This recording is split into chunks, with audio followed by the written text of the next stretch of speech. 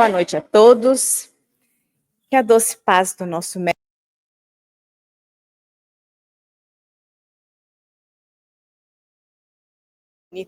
do Dr. Bezerra de Menezes, que eu vou compartilhar com vocês. Do livro Veleiro de Luz, ela se intitula Tua Vida à Luz da Verdade. Realmente agora permaneces no espiritismo cristão, buscando os valores eternos para teu espírito, forasteiro da eternidade. Ingressaste nos labores espíritas com a alma oprimida, o coração ofegante, desejoso de paz, de tranquilidade. Vieste ansiosamente, de obstáculo em obstáculo, de sofrimento em sofrimento, e como náufrago feliz que aporta a praia da salvação, aportastes um dia às margens do Espiritismo. Deslumbrado, verificaste que realmente o sol da verdade permanece sempre aceso, luminoso e belo, nos estudos espíritas, e alma cansada, mas jubilosa, deste os primeiros passos no caminho cristão. Hoje, entendes que a doutrina que esposaste é doutrina de amor e luz, salvação para teus passos, luz para teus olhos. E então, ativo e atento, permaneces de evangelho nas mãos, decifrando as amorosas atitudes de teu mestre e Senhor. Confias assim em sua grandeza e buscas o consolo nas horas tristes. Entretanto, agora que divisaste o caminho áureo da felicidade, agora que entendeste a vida, o porquê da vida, o destino do ser, a função da dor, examina teu coração à luz da verdade. Verifica se pautas teus atos pelos exemplos santos do Mestre, se estendes as mãos amorosas aos que sofrem, se buscas o entendimento fraterno dentro do teu lar, se estás disposto a colaborar com o Senhor, portas adentro da tua instituição de trabalho, e principalmente, se dedicas às horas vagas à conquista dos bens eternos, pela caridade amiga, na assistência aos irmãos infelizes. Tua vida deverá ser analisada ao sol esplendente da verdade. Não importa o ontem, quando permanecias na penumbra e eras vítima das tuas próprias sombras. Importa considerar o hoje, o agora, quando o sol divino do amor, buscando o teu vulto triste às margens da vida, elevou-te ao grau superior de aprendiz cristão. Ora, pois, com sentimento ao Senhor. Observa-te nos pensamentos e ações e procura notar se permaneces com Jesus, se trabalhas com Jesus no doce silêncio do coração. E assim sendo, regozija-te no Senhor, não pelos teus feitos, mas porque terás o nome escrito no grande livro da vida. Que o Senhor te conceda suas misericórdias. Bezerra. Fechemos nossos olhos, então, buscando a nossa conexão com o plano maior, para que vibremos todos numa única sintonia. A sintonia do bem e do amor. A sintonia do amor fraternal. Que Jesus, nosso amoroso Mestre, esteja junto de nós, clareando nossas mentes, nossos corações, para o entendimento do teu Evangelho, para o entendimento das lições espíritas, para que elas possam nos auxiliar a caminhada. Que o teu amor, Pai, nos envolva a todos aqui presentes, encarnados e desencarnados, envolva os que se encontram distantes fisicamente de nós, mas presos aos nossos corações. Que todos, Pai, possam sentir a tua paz e o teu amor infinito ao os envolver. Rogando a tua presença amiga, a presença amiga do nosso querido mentor, Dr. Bezerra, que envolva a nossa oradora da noite, rogamos-te que nos permita dar início a mais uma reunião na casa de Bezerra de Menezes. Que assim seja. Então, hoje nós continuamos a falar, da obra que completa 160 anos, que é o Céu e o Inferno, este ano, E a Ana vai nos trazer hoje mais um capítulo. Fique à vontade, doutor Bezerra Tino.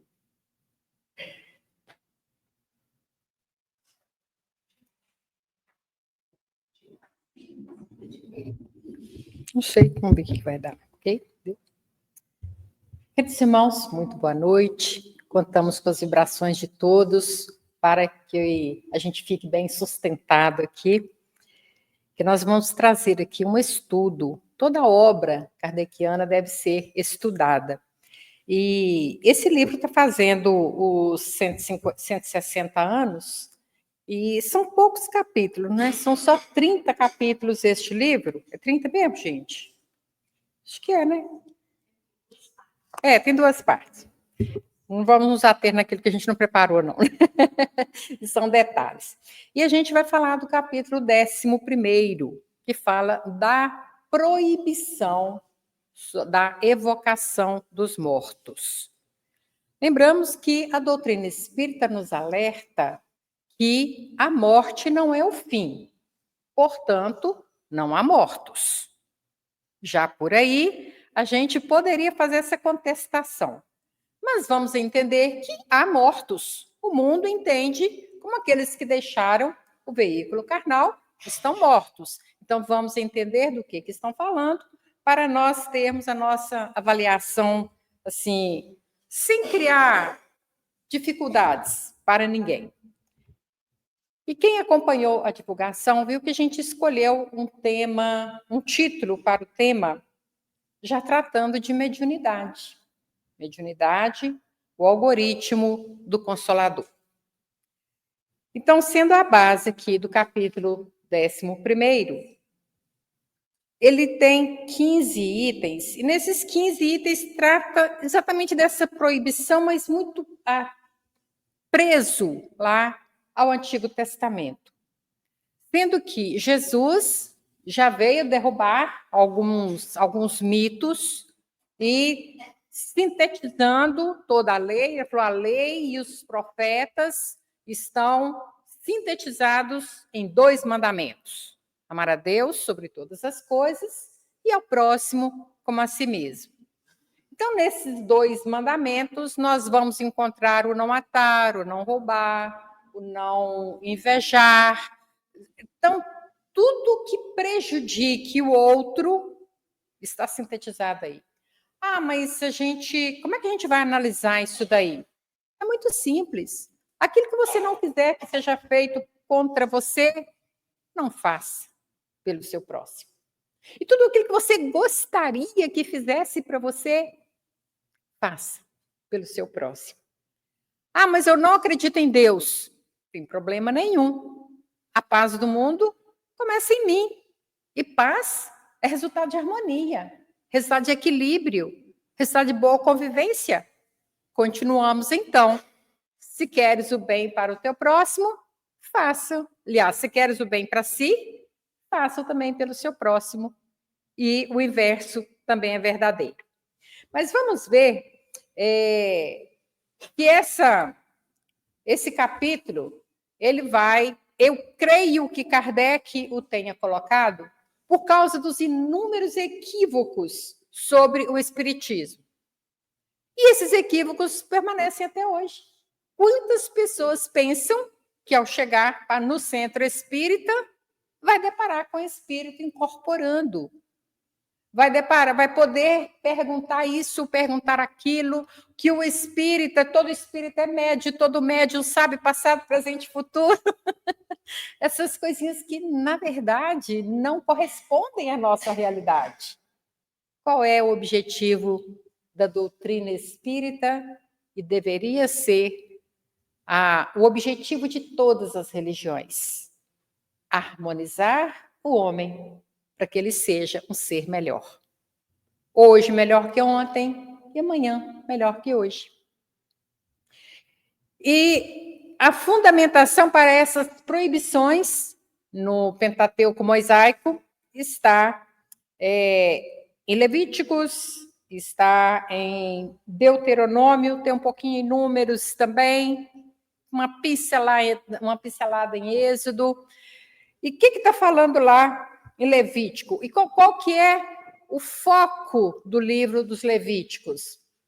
Os levitas, a tribo de Levi, da grande árvore de Israel, eram os sacerdotes. Então, o objetivo do livro Levíticos era direcionar para o culto a Deus. Uma vida em santidade. Então, aquela coisa, né, bem paradigmática mesmo, de fazer que você tem que caminhar por aqui, que o que fugir dali está contra Deus, se está contra Deus é pecado, o que é pecado, na verdade, vira crime também. Então, era um chamado à santidade, e Levítico é considerado o coração da Torá. Torá são os 5 livros de Moisés. Então, Levíticos era o coração da Torá. Ali eles pregavam mesmo para quem quisesse estar em unidade com Deus. Quem de nós não quer estar em unidade com Deus? Mas se nós formos colocar cada escorregãozinho nos afastando de Deus, sinceramente, ninguém vai ter unidade com Deus. Porque nós somos seres claudicantes ainda, estamos aqui, tropeça aqui, cai acolá, mas de novo levanta e continua a cantar, né? É assim que nós temos que continuar a viver e trazendo um auto-perdão, que é auto-amor, para que a gente consiga ter liberdade para crescer. E vamos ainda no livro, ainda em Levítico, fala: morra de morte o homem ou a mulher em quem houver espírito pitônico. Olhando a história do mundo, nós já encontramos alguma coisa em que essa lei aplicada foi muito prejudicial ao ser humano? Alguém já ouviu falar de mulheres sendo queimadas? As bruxas? Estava na Torá a autorização para isso. E será que ao lançarmos contra alguém que seja médium, porque mediunidade e espírito pitônico é a mesma coisa, o médium, então, tem que ser também queimado? Porque é dado a conversar ou a lidar com os mortos? Tem ainda, então nós vemos essa caça às bruxas como uma mancha, né, na história da humanidade. Não vou dizer na história de um povo. O que são os povos? Somos nós mesmos que reencarnamos, ora lá, ora cá, não importa. Mas é uma mancha na nossa história. Ainda Deuteronômio, que é a cópia da lei, ou segunda lei, ou dos discursos, ou seja, pegou aquela lei, interpretou, trouxe para novas conformações, como muitas vezes a gente faz com os fatos antigos. E quando eu usei esse termo aqui, algoritmo do Consolador, eu estou trazendo um novo olhar também sobre essa questão mediúnica. Eles fizeram isso. Por isso, a gente entende que esses 5 livros não foram, na verdade, escritos por Moisés, eles foram inspirados em Moisés, né? Tem o seu valor, tem a sua importância, tanto para o povo judeu, quanto para nós mesmos, que se formou uma base religiosa para o mundo, né? Mas não foi escrito por ele.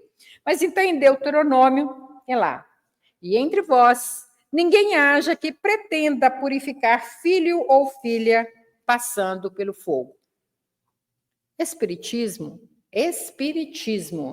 faz sacrifícios de sangue, seja de animais, seja de pessoas. Então, isso não está dentro do compêndio, né, da doutrina espírita. Então, e muitas vezes nós vamos encontrar pessoas falando: mas espiritismo faz sacrifícios, né? Outro dia, recebendo pela manhã um grupo da Testemunho de Jeová, aí a pessoa perguntou se eu poderia ouvi-los um instante, se a gente poderia conversar. Às vezes eu não tenho muita paciência para isso, não, mas nesse dia eu estava, né, de alma livre. E aí a pessoa falou assim: pois é, nós somos da Testemunho de Jeová, gostaríamos de conversar, inclusive com os não... Ele falou: você tem uma religião? Eu falei: tenho, sou espírita. Pois é, inclusive os não cristãos. Eu falei: peraí, O espiritismo é cristão. O espiritismo é cristão? Eu não sabia. Ou seja, é um mito de que o espiritismo não é uma religião cristã. E digo mais, é uma religião judaico-cristã, que a gente não abre muito esse leque, mas é uma religião judaico-cristã. Prosseguindo aqui. Então, nos mesmos livros, cita outras proibições de outras áreas que não são levadas em consideração. Uma das proibições que consta em Levítico é que o sacerdote não pode ter riqueza pessoal, não pode participar da herança da família, porque a sua herança é a herança do Senhor. Paremos com o assunto. Então, seletividade é o nome disso, né, gente? Seletividade, aquilo que me interessa para utilizar como arma, vou usar, e aquilo que não, pois vamos, essa parte pula, não é assim que a gente fala quando a gente não quer tocar no assunto, essa parte pula, né? Então, de acordo com o interesse, muitas vezes a gente vai utilizando, e a gente precisa ter cuidado para não fazer a mesma coisa, de passar por cima de um assunto porque ele não nos interessa. Na verdade, a gente precisa estar aberto para olhar para todos os temas e ter a humildade de muitas vezes reconhecer que a gente estava errado. E isso eu não estou falando em termos de religião, não, em termos de vida. Quantas vezes a gente está equivocado, mas porque não se pode dar o braço a torcer, a gente não escuta a opinião do nosso semelhante, né? Então, nós sintetizando, nós vemos que nessas proibições todas está confirmando a existência da mediunidade. Ninguém proíbe o que não existe ou que é impossível de ser realizado. Alguém proibiu alguém de voar aqui dentro do centro? Por quê? Porque ninguém consegue voar. Não vou afirmar, não, que de repente tem alguém aí que pode fazer levitação e a gente, né, vai estar falando mentira, né? Mas normalmente não se proíbe aquilo que não existe ou que não é possível de ser realizado. No entanto, é justo também que nós nos debrucemos sobre essas proibições. Qual que é o sentido disso? E por que dessa, vou chamar assim de violência, né, na hora de aplicar uma pena? O tempo de Moisés, ele no deserto passou 40 anos, se isso está certo ou se não está, vamos nos ater ao que está sendo informado lá. Agora vamos pensar um povo em movimento. Como que aplicaria a punição a um crime se não tinha construções, não existiam as cadeias, naturalmente? Então, a maneira de impedir que o crime multiplicasse e talvez alcançasse volume inadministrável ali, eles acharam, então vamos matar.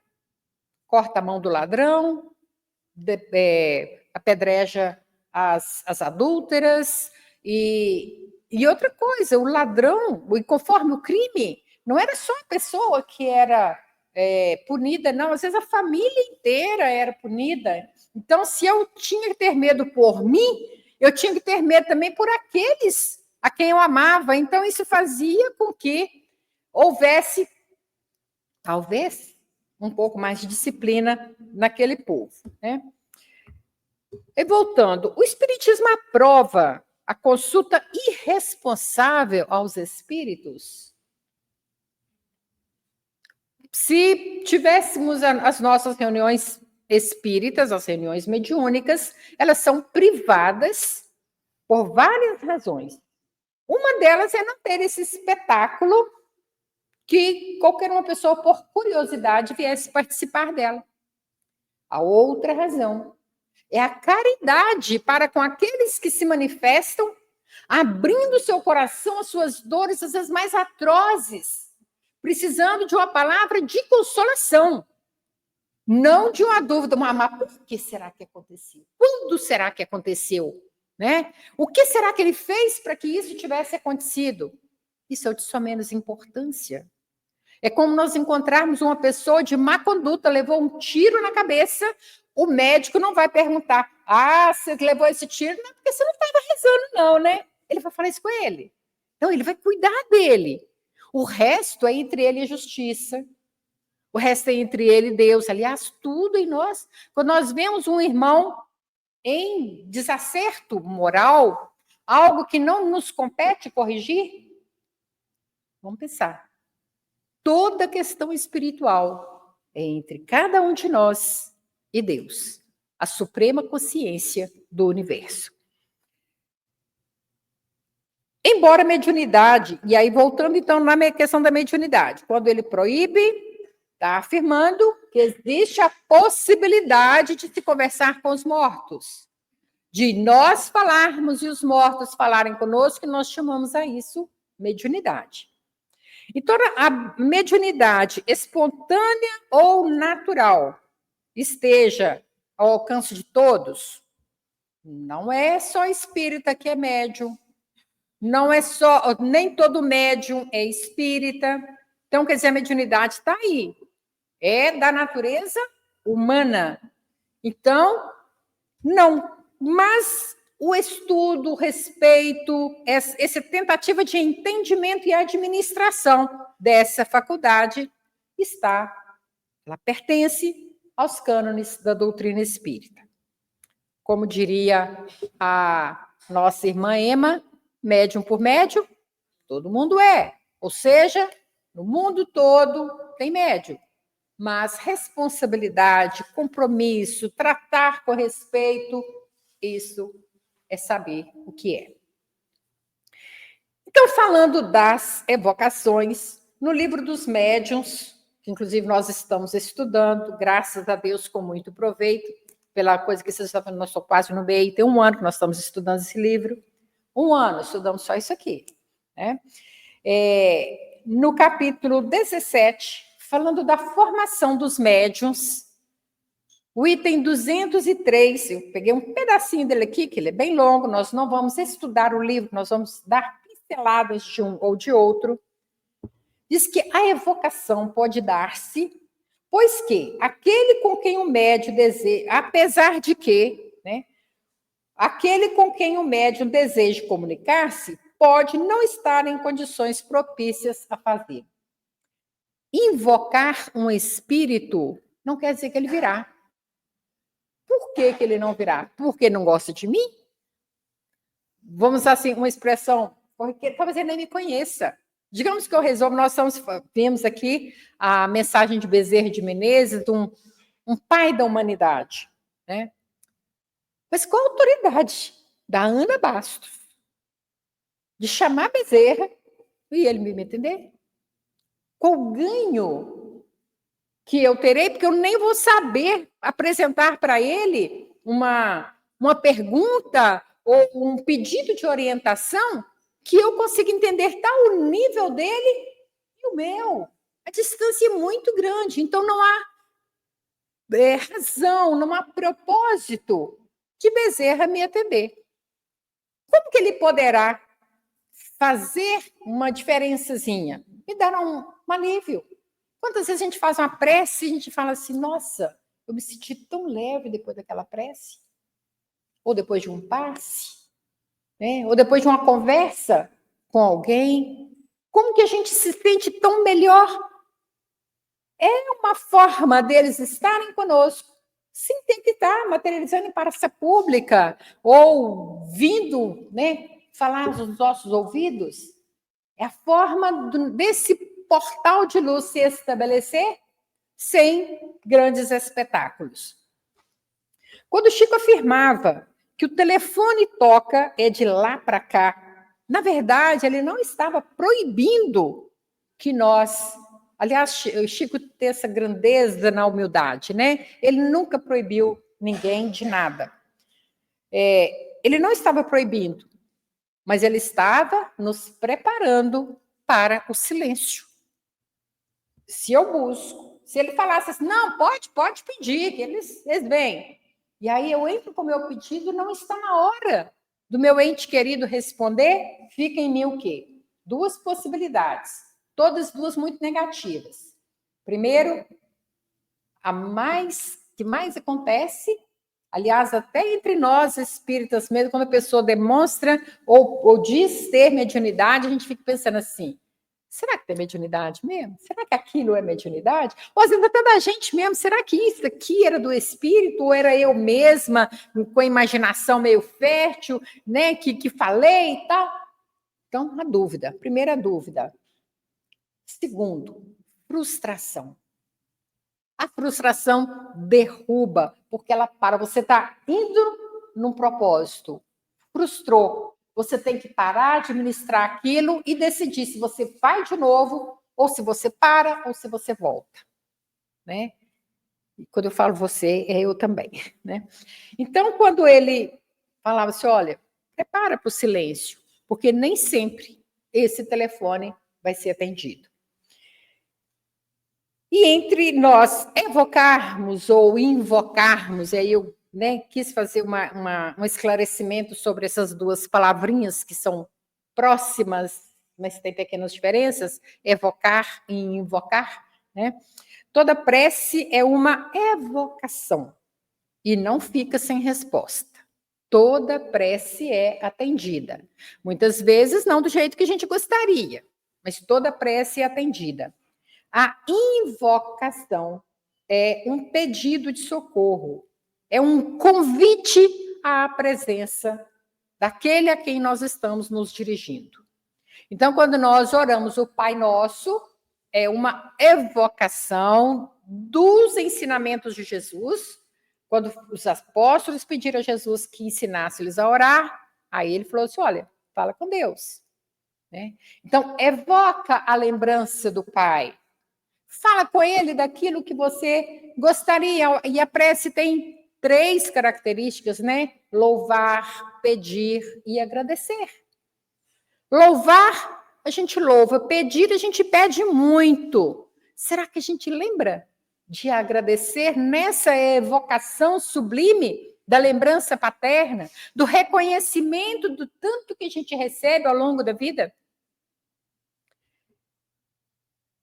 E é interessante que lá em Números, quando fala da proibição de estar com os mortos, de afastar daqueles que têm espírito de pitonisa, tem uma narrativa interessante. Eram acampamentos, cada acampamento tinha um gerente, né, tinha que ter alguém tomando conta ali, e Josué era responsável por um grupo de pessoas. E nesse grupo, nesse acampamento, 2 jovens começaram a profetizar. Josué, imbuído daquele respeito ao livro de Levíticos, chamou a atenção daqueles 2 jovens, médiuns, profetas, emissários do divino. Quando Moisés ficou sabendo, olha o que ele disse.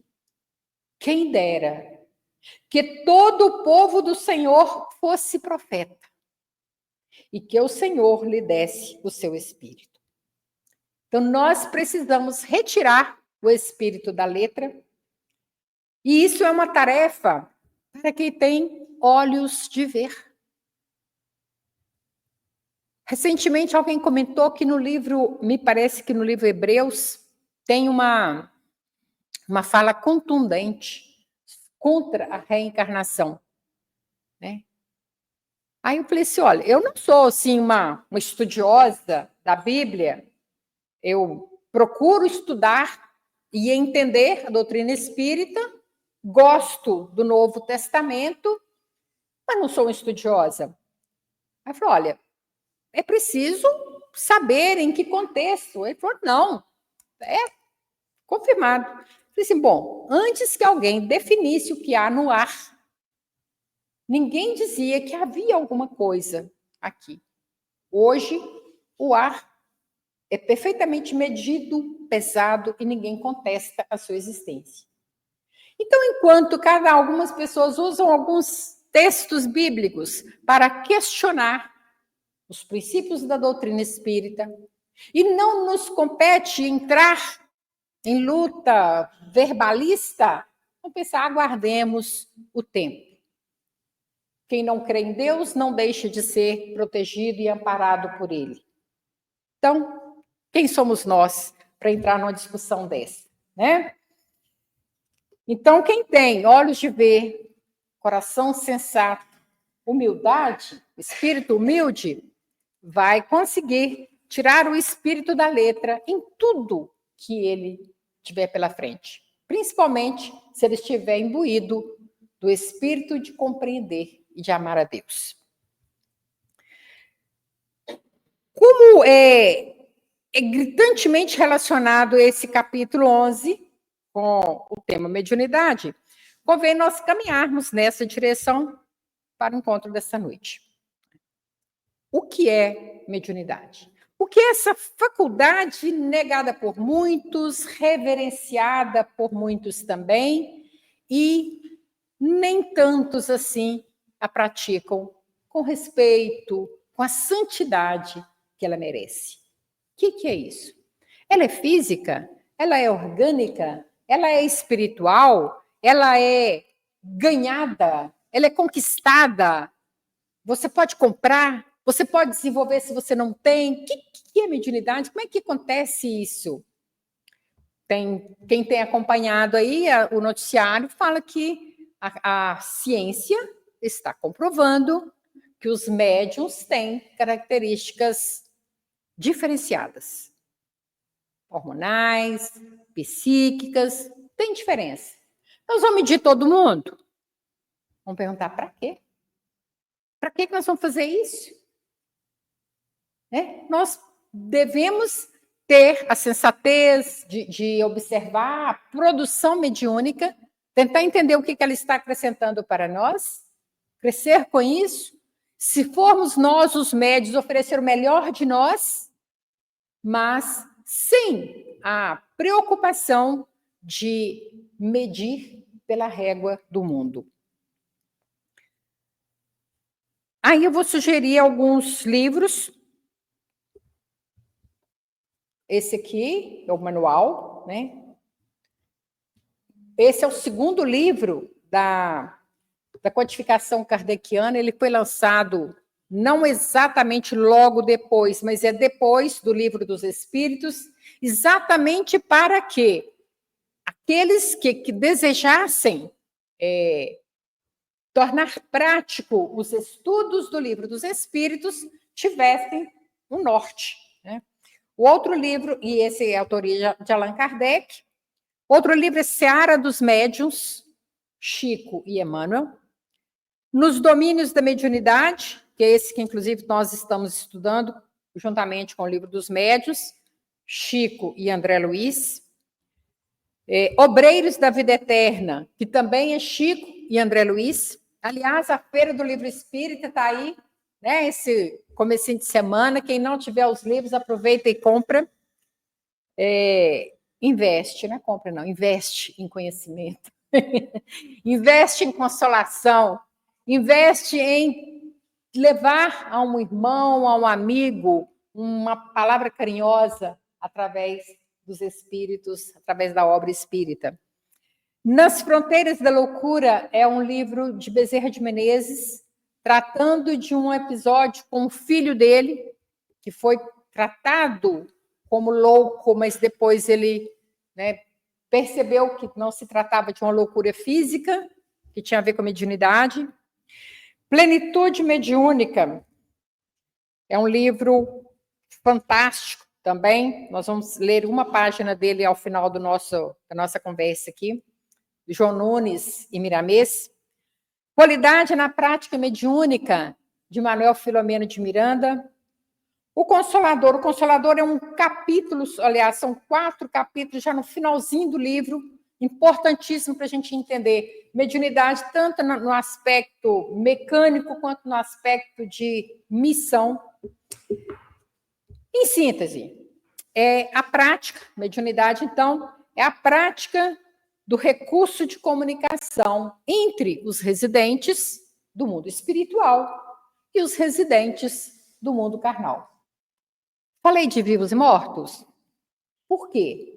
Porque todos estamos vivos. Estamos todos mergulhados no fluido divino, no fluido cósmico que envolve o nosso planeta.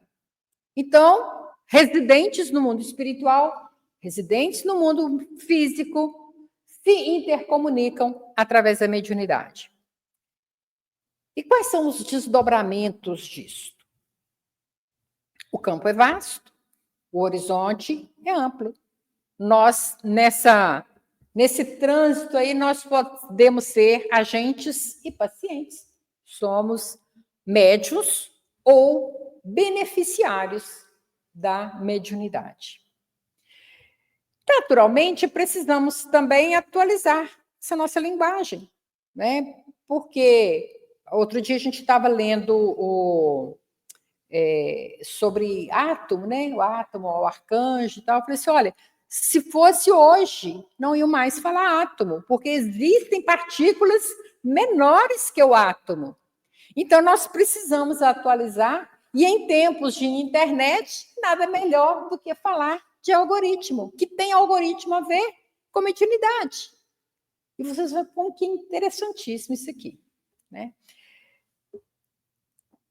Onde entra essa ligação de mediunidade com o algoritmo? O que é algoritmo? Sabe, quando todos nós hoje temos celular, né? Quando você liga o celular no YouTube, ou não sei quais outras plataformas que tem, sua página não está em branco, não está só o ícone do YouTube, tem um monte de vídeos, ou de propagandas, ou de cursos que estão sendo indicados. Não é isso que acontece, gente? Por quê? Porque existe uma identificação dos seus interesses. E como é que nós manifestamos os nossos interesses? Quando você vai lá no Google e faz uma pesquisa de uma palavra. Por exemplo, eu estou querendo fazer uma mudança no meu guarda-roupa lá, aí eu coloco assim, vestido. Só isso, vestido. Aí vai me aparecer um monte de imagem de vestido, de preço, de costureira e tal, essas coisas. Numa outra vez que eu ligar o meu celular, não precisa de eu mais botar lá vestido. Já vai aparecer vestido. Os homens vai aparecer moto, vai aparecer carro, vai aparecer o celular, né? É as zonas de interesse. Cada um tem coisa. Na mediunidade não tem isso também? Com o mundo, nossa ligação com o mundo espiritual não tem disso? Tem gente que gosta de ler romances. Tem gente que gosta de ler livro científico. Tem gente que gosta de ver ficção. Tem gente que gosta de ler só sobre mediunidade. Outros, que mais? Psicologia. Nós temos a série Joana de Ângeles, né? Que é toda de psicologia. Tem gente que gosta daquele livro. Né? Então, cada vez se eu faço uma pesquisa, vem para mim, mas também a nossa nuvem de testemunhas está acompanhando a nossa hashtag. O que é isso? Quanto mais eu falo, quanto mais eu penso em um assunto, mais eu estou informando a esses irmãos ou a essas energias de que ali mora o meu coração. É ali que reside o meu interesse mais profundo. Quer me bater? Aliás, os nossos adversários procuram isso assim com muito cuidado. Qual é o ponto fraco? E é no ponto fraco que nós somos atingidos. E como a gente cai. Porque é a nossa zona de interesse. Né? Então, essas indicações que aparecem, isso nós chamamos de algoritmo. Em matemática, algoritmo quer dizer sequência finita de regras, raciocínios ou operações que, aplicada a um número finito de dados, permite solucionar classes semelhantes de problemas. Então, o enunciado é grande, né? Mas é tipo assim, se eu coloquei vestido, né, que é a palavra que eu utilizei antes, O algoritmo vai pensar assim, o que é vestido, tecido, quem faz, qual cidade, onde está mais perto, junta tudo isso aí e me passa informação. O Rossandro Klinger, ele disse que um dia ele estava com preguiça de fazer o culto do evangelho e dizia que pessoas assim, gente, Deus vai saber que eu não fiz o culto do evangelho. 1 em 10 bilhões, mais que isso, né? De pessoas no mundo, ele está preocupado comigo. E mais tarde, ele deu vontade de comer, foi no Google, procurando uma pizza, uma pizzaria próximo da residência dele. Dizia que não levou tempo nenhum, teve indicação, assim, de vários. E falou assim, gente, se o Google, que é uma máquina, sabe onde eu estou, sabe do que eu preciso e o que é mais próximo, Deus não vai saber? Deus tem um algoritmo. Deus sabe quem eu sou, de onde eu vim, para onde eu estou querendo ir, para onde Ele quer que eu esteja indo. Né? Então, na verdade, a gente está ligado isso daí. Então, o algoritmo é isso, solucionar o mais eficientemente possível as nossas dificuldades, os nossos desafios. Em informática, é um conjunto, é mais ou menos a mesma coisa, com outras palavras, conjunto de regras e procedimentos lógicos, perfeitamente definidos, que levam à solução de um problema em um número finito de etapas. Ou seja, não tem pontas sobrando. Em internetês, localização de soluções a partir da identificação da área de interesse do usuário, que somos todos nós. Né? Sendo mediunidade, sintonia. Sendo mediunidade acessada por senha, qual que é a senha da mediunidade gloriosa? Oração e sacrifício. Esta é a senha. Identificamos isso em Chico Xavier? Identificamos isso em Ivone do Amaral? Identificamos isso em Divaldo Franco? E são muitos outros. Nós estamos falando das estrelas. Tem estrelismos, mas das estrelas. Aqueles sóis que vieram para iluminar a nossa estrada. Né? Mas essa é a senha. E através dessa senha, nós acessamos um mundo espiritual que combina conosco. E a mediunidade exercida com respeito e religiosidade santa nos eleva ao padrão moral e vibratório, ao nível missionário. Essa deve ser a proposta. Então, que o nosso modus vivendi, o nosso modo de viver, informe ao mundo espiritual que nós estamos dispostos a aplicar a senha com concentração, com respeito, elevando a nossa vibração, entrando em sintonia com aqueles que estão acima de nós. Lembra que eu falei sobre Bezerra de Menezes e Ana Bastos? Um dia essa diferença tem que diminuir. Um dia nós temos que conseguir sentar na mesma roda, falar a mesma língua, tendo o mesmo entendimento.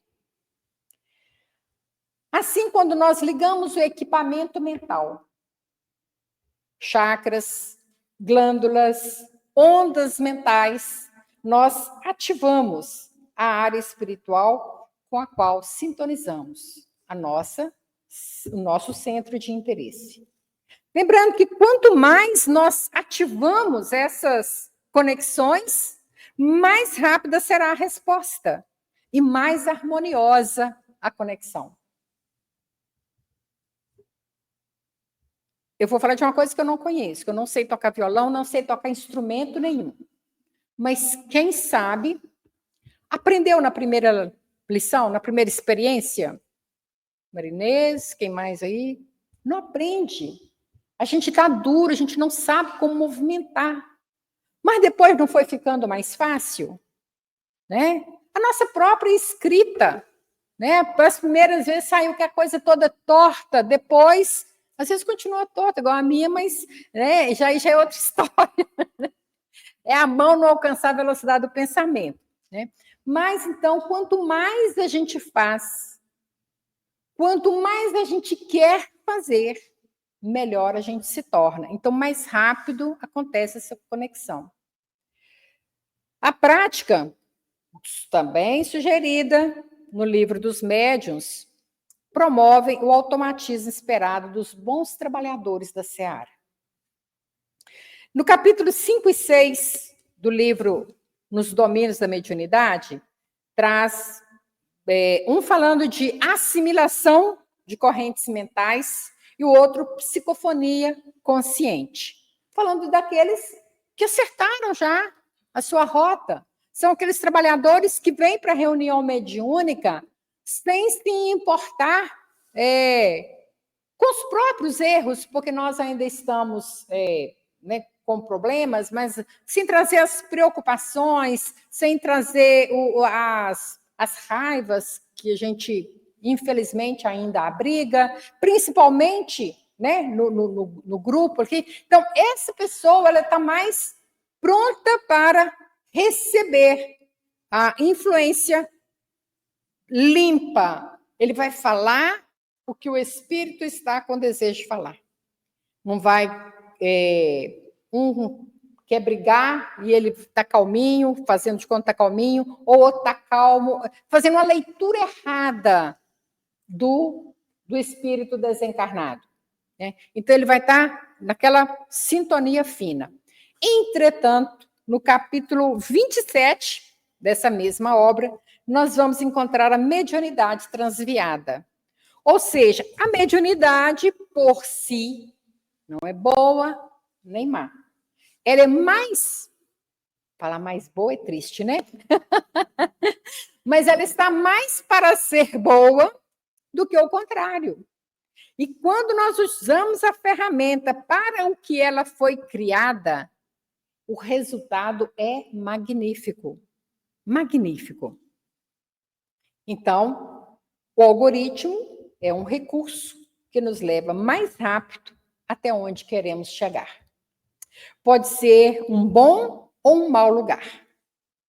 A Deep Web está aí para mostrar para a gente que existem coisas terríveis e há médiuns visitando esse ambiente tenebroso da internet. Alguns deixam o ambiente da reunião mediúnica praticamente hipnotizado para esses ambientes. E o mundo espiritual é, talvez, mais tenebroso do que o mundo carnal. E há muita coisa ruim. Então, vigilância e oração não são para o colega, são para cada um de nós.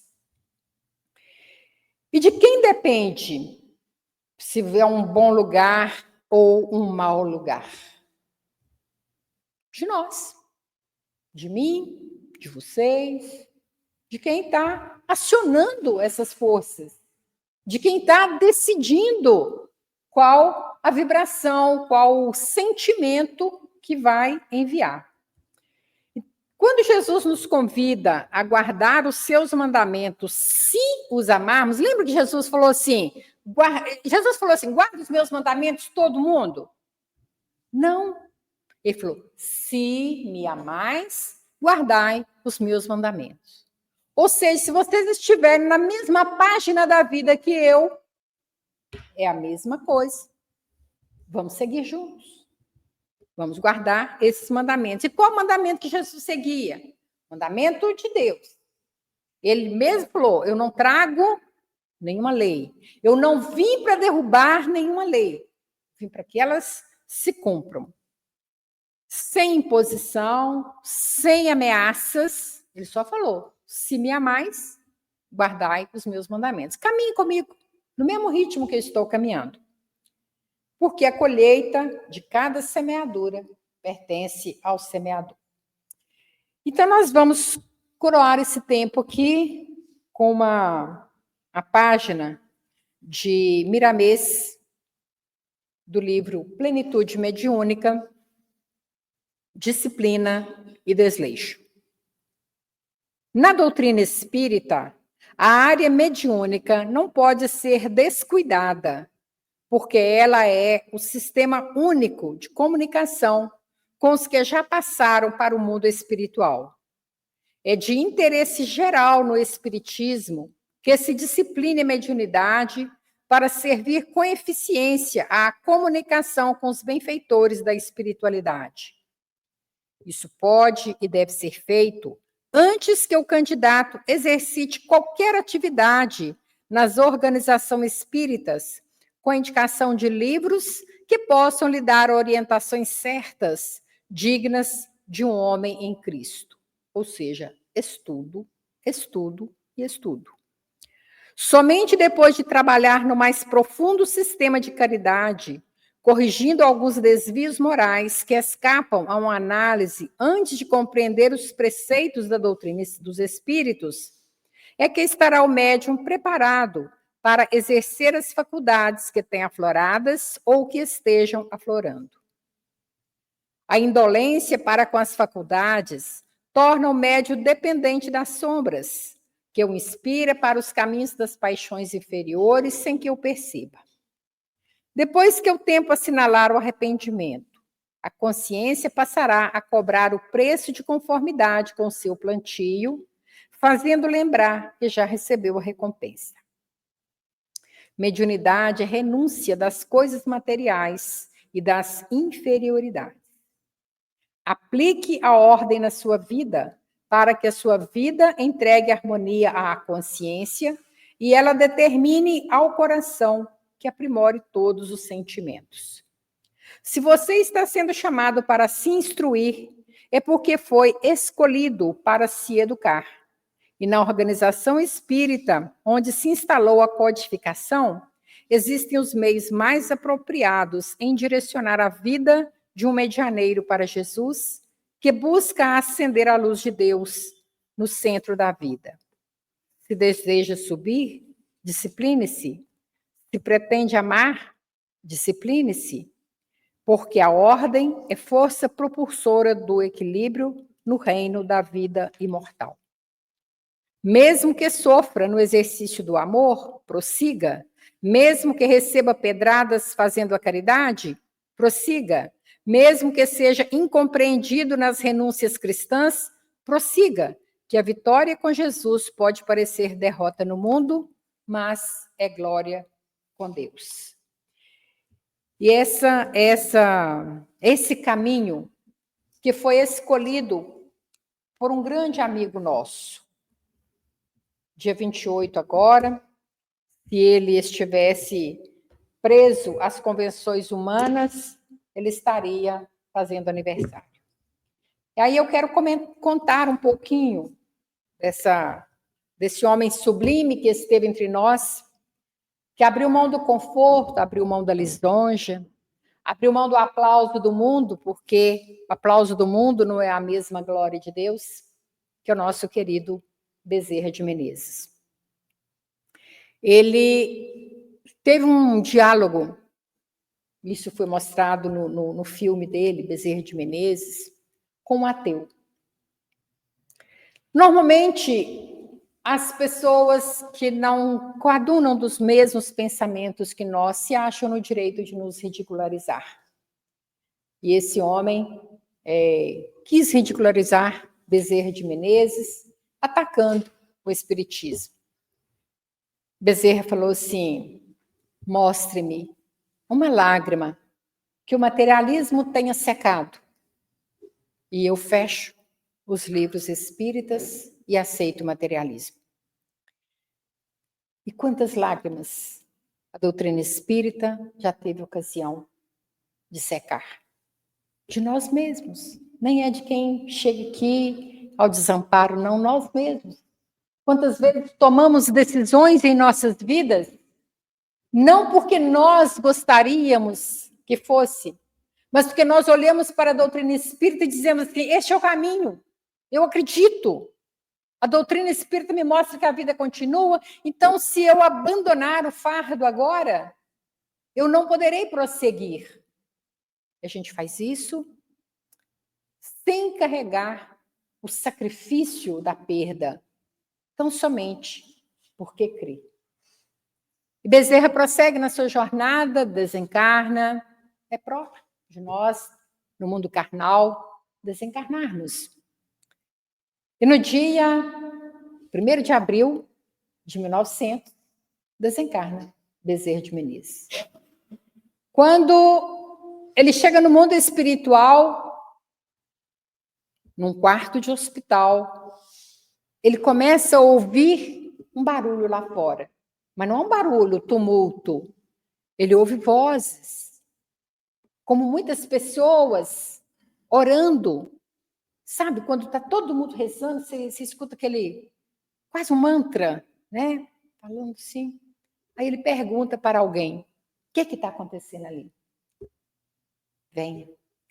Aí ele chega na sacada da janela do hospital, vê aquele monte de gente rezando por ele, agradecendo a Deus pela existência de Bezerra de Menezes. E ele fala, mas não conheço ninguém. São os espíritos que você lançou luz durante as reuniões mediúnicas. Então, é esse homem que trouxe para nós exemplos de humildade, de coragem, de tomada de decisão firme. Abriu mão. Primeiro, ele entrou para um ramo que não era um sonho dele, mas para que ele agradasse a sua companheira. Ele foi político para agradar a sua companheira. Depois, abriu mão de tudo isso em nome de servir. E continuou servindo e continua servindo.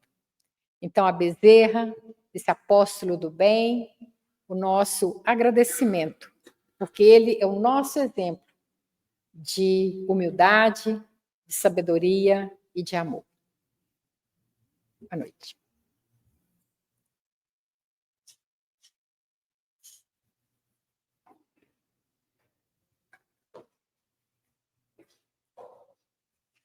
Obrigada, Ana, pela lindíssima lição da noite, e por nos lembrar, né, o nosso mentor.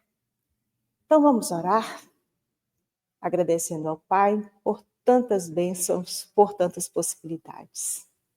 Ajuda-nos, Jesus amigo, a enxergar o caminho que nos foi lançado pelos teus ensinamentos. Ensina-nos a ser fortes, perseverantes, para seguirmos nesse caminho. Que possamos diariamente, num esforço contínuo, buscar corrigir em nós nossos vícios, nossas limitações, para que sejamos todos os dias servidores aptos a colaborar nessa grande obra que é a melhoria do planeta em que vivemos. Que Jesus nos abençoe e continue conosco nesta noite, neste final de semana e em todos os dias das nossas vidas. Que assim seja.